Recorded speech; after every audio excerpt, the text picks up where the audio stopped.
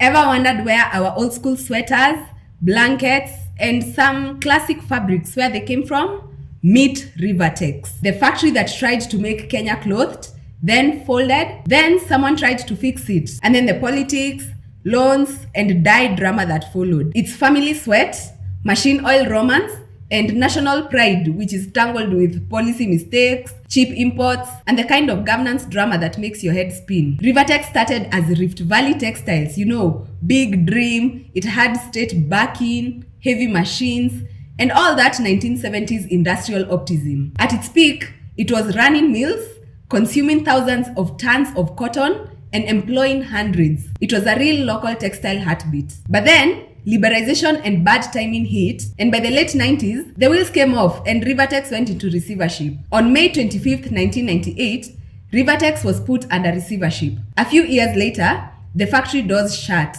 machines rusted, premises vandalized, and a whole supply chain that fed farmers and casual workers got the chill of a lifetime. It was painful, not just for the company, but for the towns, the traders, and every mama who sold tea to the workers. Fast forward to 2007, Moi University bought Rivatex. It bought Rivatex for about 205 million shillings and recast it as Rivatex East Africa. The idea? Turn a collapsed giant into an academic and industrial hub, research, training, and yes, production. This is where they teach the students while we run the factory experiment begins. Rivatex didn't just sit, they chased modernization.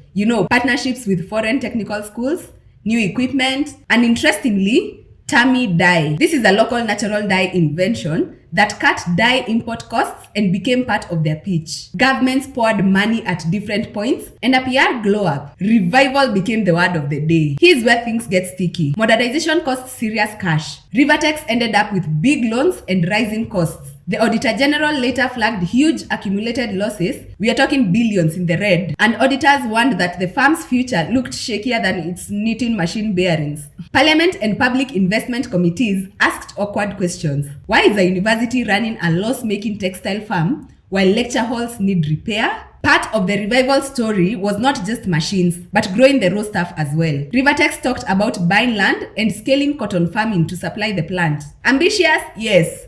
Necessary? Yes. But farming plus manufacturing equals double headache. Weather, inputs, and global cotton prices. This can ruin a plan faster than you can say, achoo! Government support came. And then scrutiny. Parliamentarians asked whether the money used to revive Rivatex was well spent. There were loans, some reports mentioned large sums, and even Exim financing lines. And some people asked, is this a university project, an industrial policy, or a political vanity project? The human chapter is the rawest. Courts show disputes, suspensions, strikes, and industrial accident claims. Workers were laid off in the 90s collapse, and later, as the factory rebooted, there were fresh grievances about pay and conditions. These are not just headlines.